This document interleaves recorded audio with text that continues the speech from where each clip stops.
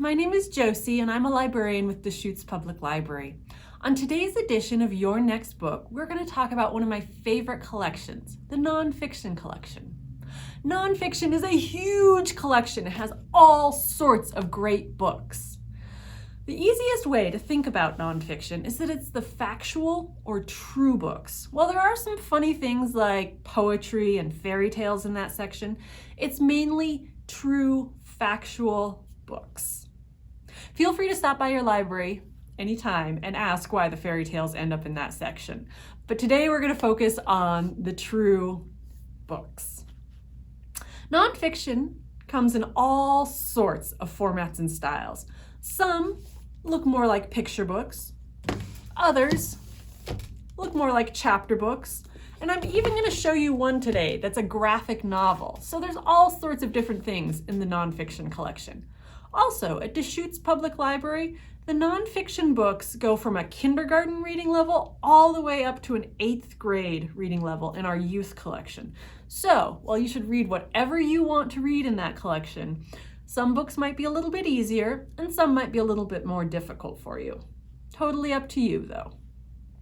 Let's go ahead and jump in and look at some of my favorite books for this month in the nonfiction collection. First, I want to show you Whale Fall Café by Jacquie Sewell. What do you think happens to a whale when it dies in the open ocean? They fall to the ocean floor and create habitat or a home for all sorts of creatures. There are several seatings at the Whale Fall Café, from scavenger sharks to a kind of roly-poly that's as big as a house cat. Can you imagine? There are even critters that live off the whale's skeleton called snot worms. Isn't that a great name for an animal? This book is formatted like a picture book. So there's a lot of great images in here that you can look at as you're reading. Some of the pages turn this way and some of them are the normal way. Plus there's information in the back of the book about actual whale falls. So there's a lot of fun stuff to learn about in Whale Fall Café. If you're interested in the ocean, grab this for your next book. Another book that I'm really excited about this month is called Summertime Sleepers by Melissa Stewart. I think I love this book the most because it taught me a new word, estivate. This is like hibernation where animals sleep in the winter, but it describes animals that sleep or rest in the summer. I didn't even know that existed. Each page has an animal that is mentioned, plus some small words across the top that are a continuing story. This is best for our younger readers.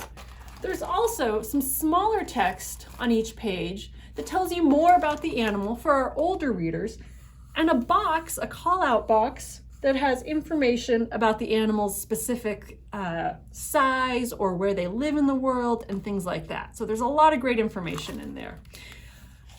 The back of the book has even more information about each specific animal. If you found one super interesting, you can go to the back of the book and find out even more. So, if you like animals and you want to learn more about them, especially those that rest or sleep in the summertime, pick Summertime Sleepers as your next book. Now, those first two were both kind of in a format of picture books, but I want to move on to one that is more like a chapter book. So, if you want to talk about edge of your seat suspense, I think you should read Murder on the Baltimore Express by Suzanne Jurmain. Lincoln sets out on a train journey to Washington, D.C.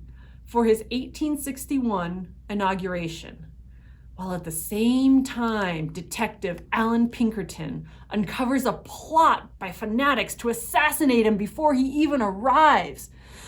Oh gosh, this page turner reads like the best murder mysteries, but it's all true.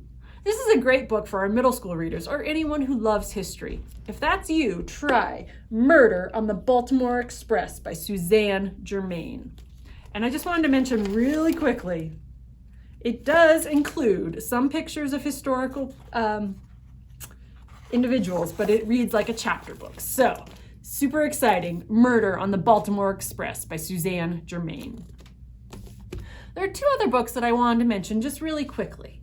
This biography called Seen by Birdie Willis is about Rachel Carson. Rachel Carson. She was a trailblazing environmentalist who wrote about the disastrous effects of DDT on human and animal life and saved a lot of birds. I just wanted to highlight this one because it's a graphic novel format. So it's a little bit different than our picture book or chapter book kind of books. And it's something different. If you like graphic novels, you should check out this graphic novel, Seen, by Birdie Willis. And it could be your next book. Finally, I have one more book I want to share with you. And this one is not at all a new book. This is called Knots, and it's by Keith Zhu. Now, our nonfiction collection has so many readable books where you just open the book and read cover to cover, but it also has a ton of books like this. These are how-to books. This is something that I was personally interested in. I wanted to learn how to tie better knots for when I go kayaking.